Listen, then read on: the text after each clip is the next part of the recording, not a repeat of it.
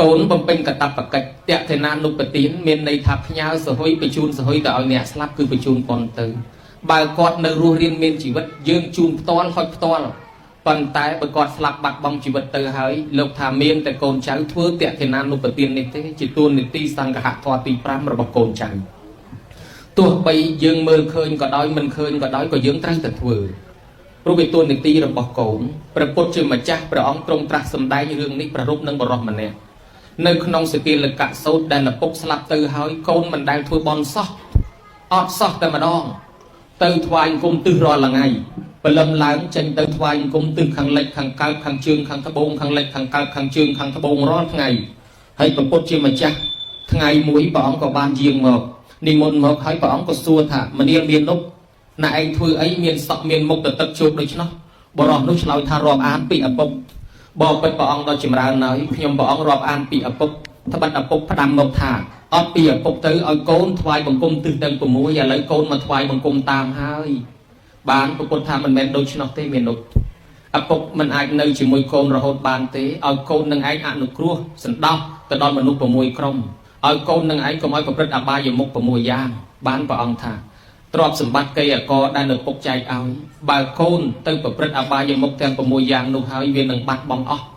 ហើយកូនក៏នឹងរងគ្រោះថ្នាក់ដោយឪពុកនឹងស្លាប់បាត់ទៅឆ្ងាយពីកូនណាប៉ុន្តែបើកូនលះបង់អបាយមុខទាំង6បានហើយឪពុកម្ដាយស្លាប់មែនប៉ុន្តែដូចអត់ស្លាប់ទេនៅតែជាមួយកូនរហូតកូននឹងចម្រុងចម្រើនអបាយមុខទាំង6យ៉ាងនោះគឺកុំឲ្យកូនដើរលេងហួសពេលវេលាកុំឲ្យកូនខ្ជិលច្រអូសកុំឲ្យកូនសែបគប់បាបប្រមិតហើយកុំប្រព្រឹត្តលបែងស្រីស្រាពាលាគឺភ្នាល់គ្នាដើរលេងហួសពេលវេលាអីហ្នឹង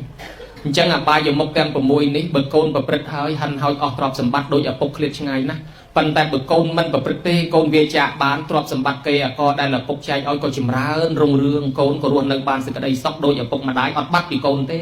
ដោយអត់ស្លាប់អញ្ចឹងព្រះអង្គក៏បានលើកទោស6យ៉ាងមកសម្ដែងឧបមាអាត្មាគ្រាន់តែសង្ខេបខ្លះថាបើកូនខ្ជិលច្រអូសវានឹងកើតទៅជាជំងឺវានឹងអត់បានចម្រើនទ្រព្យទេទុកដីឲ្យដោះព្រៃដោះស្មៅមិនព្រមដាំដោះរបស់របរហូបចុកបន្លែបកាជីស្លឹកគ្រៃជាដើមហើយអត់ដាំអត់ដោះអត់ប្រឹងធ្វើការទៅទិញគេខ្លួនឯងក៏មិនបញ្ចេញកម្លាំងពលកម្មវាកើតជំងឺច្រើនទៅទិញគេដាក់គីមីច្រើនក៏វាកើតជំងឺវាបរិហិនលុយខ្លួនឯងទៅទៀតគ្រាន់តែខ្ជិលច្រអូសក៏ជាអបាយភូមិដើរសែបគប់បាបប្រមិតនឹងដើរលេងហួសពេលវេលាទៅជន់ដានជើងចោលពាក់ព័ន្ធទៅនឹងរឿងជនទុច្ចរិតពាក់ព័ន្ធទៅនឹងអំពើបាបផ្សេងជាប់ទោសជាប់កម្មជាប់ពៀបកតំណោះចំនួនជាមួយអ្នកដតីក៏មានម្លោះហើយអត់បានយាមកម្មទ្រព្យសម្បត្តិខ្លួនឯងចោលលួចក៏មានដេកមិនគ្រប់សុខភាពមិនល្អក៏មានបញ្ហាកើតច្រើនណាស់ដោយសារដើរលេងហួសពេលវេលាមិនតែប៉ុណ្ណោះទៀតសោតខ្សែគប់បាបប្រមិតនាំយើងហិនហោចខ្លោចផ្សា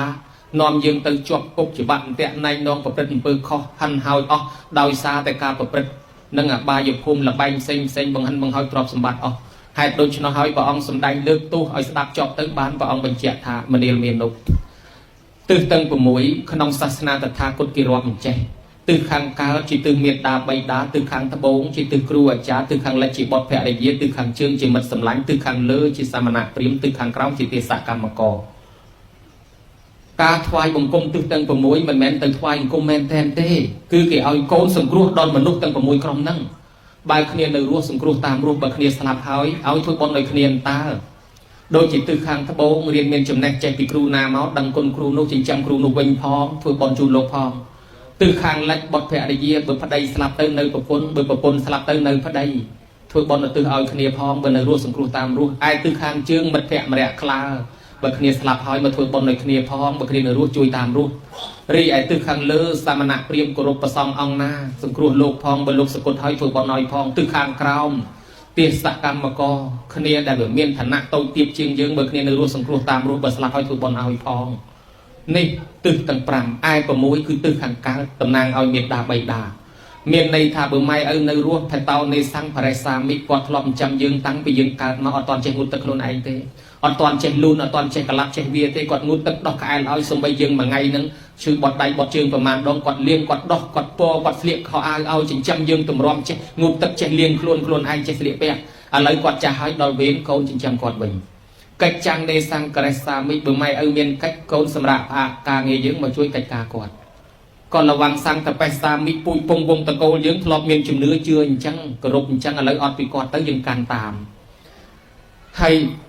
ទាយ៉ាជាងបដិបត្តិជាមិប្រតិបត្តិជាអ្នកទទួលមរតកមានន័យថាទ្រព្យសម្បត្តិគេអាកគាត់ចែកឲ្យកុំចេះតែលក់ខ្ទេចលក់ខ្ទីបំបត្តិស្នាដៃគាត់អស់អីទុកជាអនុស្សាវរីយ៍ផងនេះគាត់នៅរស់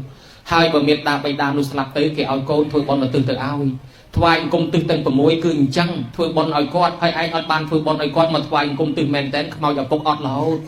បរោះនោះភ្ញាក់ខ្លួនព្រឺតអត់ដឹងសោះបានប្រពុតមកបំភ្លឺប្រាប់ប៉ុណ្ណឹងបានយល់ថាអញធ្វើខុសហើយ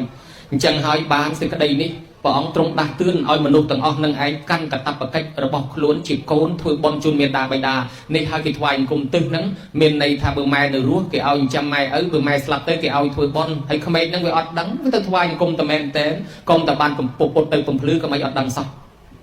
រឿងនេះញោមញាតិពុទ្ធបរិស័ទទាំងឡាយចាស់ពីដើមគាត់តែងតែជេរកូនបើកូនណាមិនសូវដឹងគុណម៉ែមិនសូវដឹងគុណឪទេគាត់ជេរអាមិនដឹងទិសឬគាត់ថាអាមិនដឹងទិសមិនដឹងតំបន់ក្មេងពីដើមពេលគេជេរថាអាមិនដឹងទិសមិនដឹងតំបន់ហ្នឹងវាធ្ងន់ណាស់វាខឹងណាស់ប៉ុន្តែក្មេងឥឡូវនេះជេរវាអាមិនដឹងទិសជេរ2ថ្ងៃវាមិនខឹងផងវាសោកទៀតវាថាចាំតែមិនដឹងថាបើទទួលរស័ព្ទដឹងទិសហើយវាមានត្រីវិស័យវាមាន Google